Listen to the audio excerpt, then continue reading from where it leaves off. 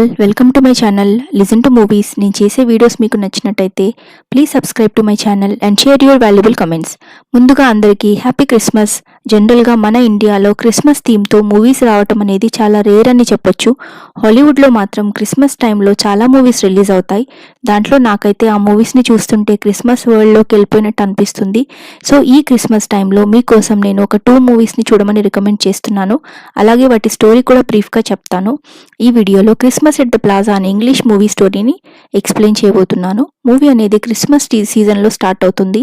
Jessica Cooper అనే హిస్టోరియన్ని అమాండా అనే ఆవిడ ప్లాజా హోటల్లో క్రిస్మస్ హిస్టరీ గురించి స్టోరీ రాయటానికి అపాయింట్ చేసుకుంటుంది. అక్కడ హోటల్లో ఉన్న రికార్డ్స్ నుండి జెసికా స్టోరీ రాయలేకపోతుంది. ఎందుకంటే రికార్డ్స్ అన్ని డిసార్గనైజ్డ్గా ఉంటాయి. వాటితో స్టోరీ రాయాలంటే 1 year టైం పడుతుంది. 3 weeksలో స్టోరీ రాయలేను అని అనుకుంటుంది. ఈ రీసెర్చ్ తనకు హెల్ప్ అవ్వదని అక్కడి నుంచి వెళ్ళిపోవాలని అనుకుంటుంది.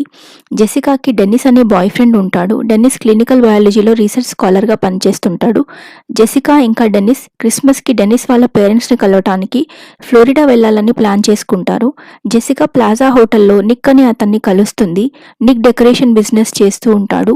అక్కడ ప్లాజా హోటల్లో క్రిస్మస్ డెకరేషన్ కాంట్రాక్ట్ని నిక్ తీసుకొని ఉంటాడు.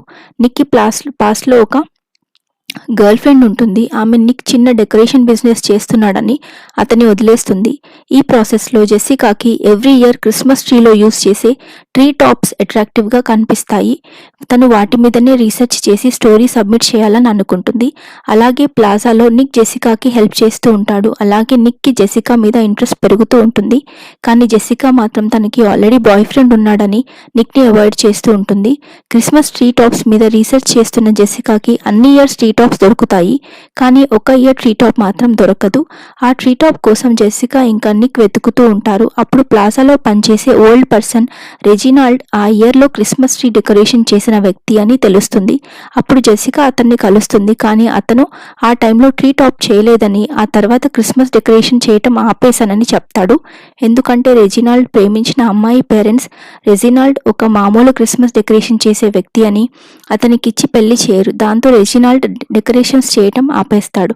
ఆ తర్వాత జెసికాకి కూడా ఆమె బాయ్ ఫ్రెండ్ డెనిస్ తనకి కరెక్ట్ కాదని అతనికి బ్రేకప్ చెప్తుంది. ఆ తర్వాత జెసికా ఒక ఇయర్ ట్రీ టాప్ తప్ప మిగతా అన్ని ఇయర్స్ ట్రీ టాప్స్తో స్టోరీ సబ్మిట్ చేసి వాటి ఫొటోస్ని ప్లాజాలో ఎగ్జిబిషన్ చేయాలి అనుకుంటుంది. అప్పుడే జెసికాకి ఒక పార్సెల్ వస్తుంది.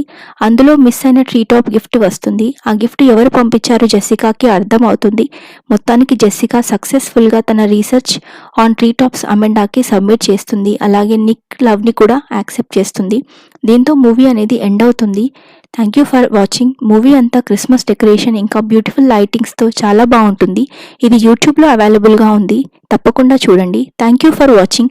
ఈ మూవీ స్టోరీలో ఏమర్థమవుతుందంటే, మూవీలో హీరో ఎంత రిచ్గా ఉన్నాడు, ఎంత మంచి పొజిషన్లో ఉన్నాడు అన్నది కాదు, హీరో ఇంకా హీరోయిన్కి మధ్యలో హీరోయిన్ హీరోతో ఎంత హ్యాపీగా ఉంది అన్నది ఇంపార్టెంట్గా అనిపిస్తుంది. సో అందుకే లాస్ట్లో జెసికా నిక్ లవ్ని యాక్సెప్ట్ చేస్తుంది. Thank you for watching.